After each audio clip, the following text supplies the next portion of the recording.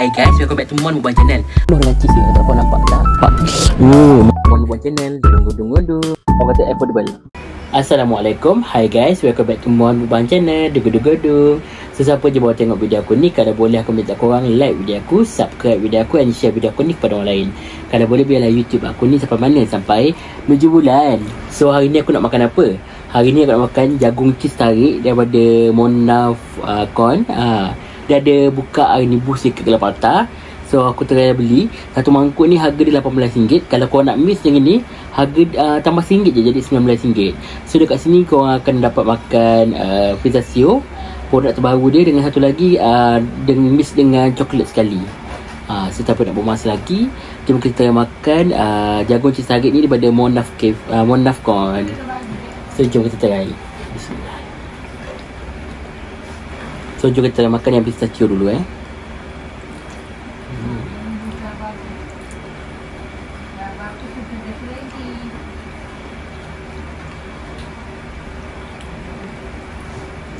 Sedap.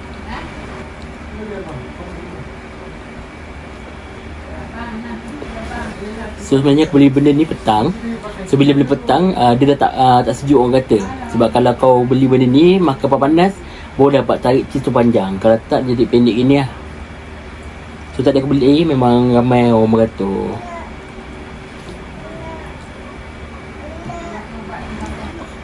Ni kita try yang ni pula, coklat. Cuma bila dah sejuk ni dia jadi macam ketul-ketul sikit. Ni yang coklat kita makan.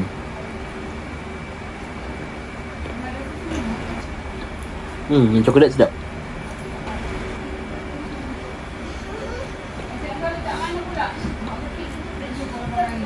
Aku rasa aku nak mix benda ni, campurkan je.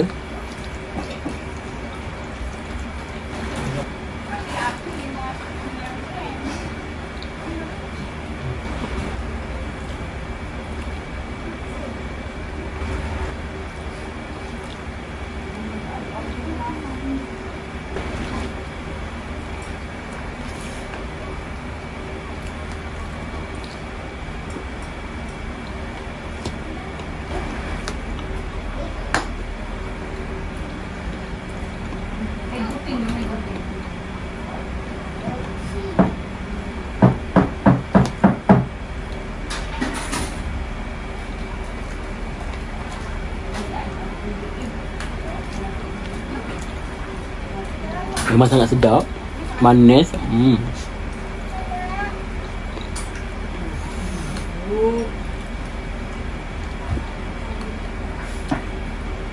So aku dah makan dah. Memang sangat sedap.